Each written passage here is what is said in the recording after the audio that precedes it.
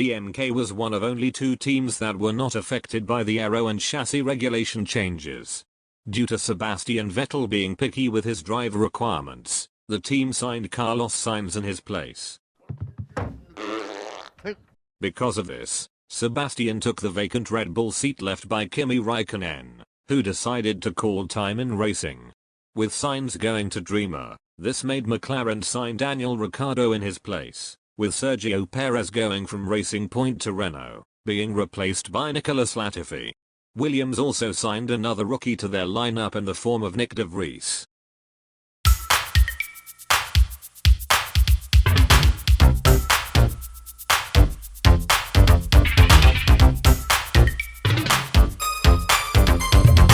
Rain struck again on the opening weekend, but this time, it was the race.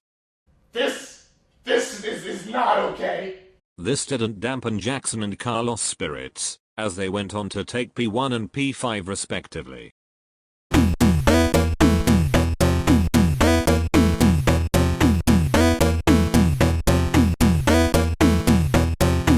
The American dominated the race, with Carlos P6 being the icing on the cake. This didn't stop Danny Kvyat from retiring for the 2nd consecutive race.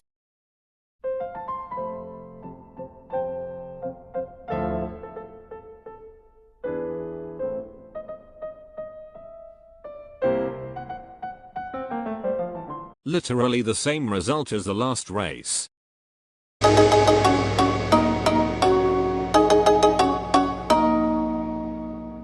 Jackson took the win, with Carlos getting his worst finish of the year in P14. No.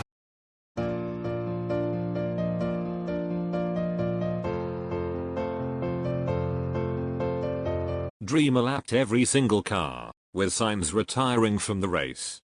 I cannot believe it. I cannot believe it.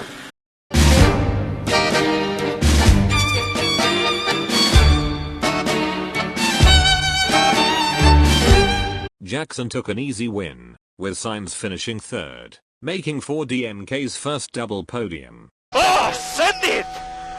Oh.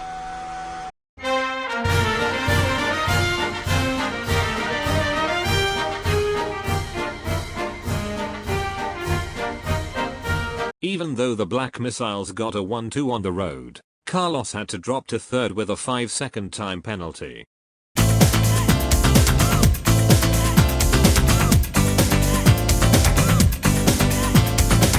Both drivers extracted every ounce of performance they could get to finish 1st and 3rd once more.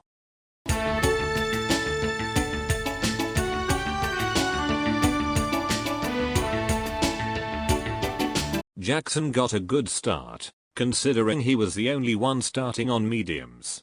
The 2 Dreamers dominated the race, getting their very first legitimate 1-2.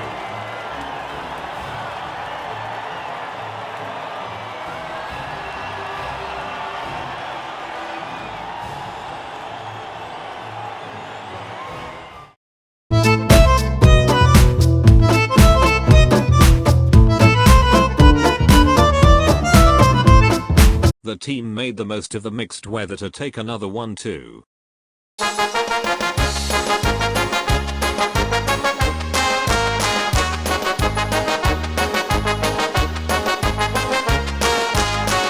Same story as last year, but with Dreamer getting their 3rd consecutive 1. No, shut up! La, la, la, la, la. I don't want to hear it! I don't want to hear it!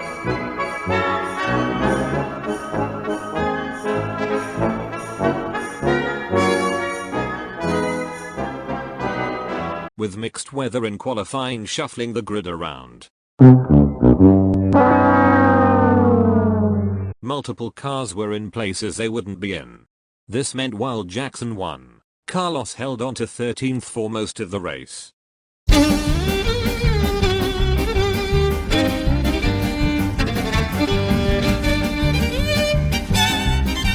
Another 1-2, even with misleading weather making other teams lose their heads.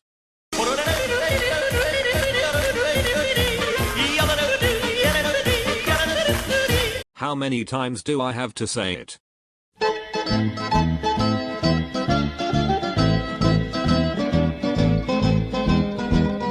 Jackson started on pole and won for the 15th time in a row, with Sainz finishing third.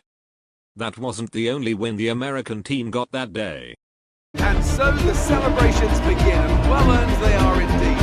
It may have looked simple at times, but as any racing driver can tell you, competing at this level, at the very top, is anything but simple.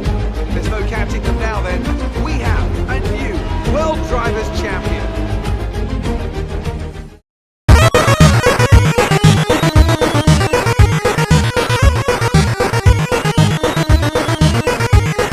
With weather getting worse, most dove into the pits on the opening lap.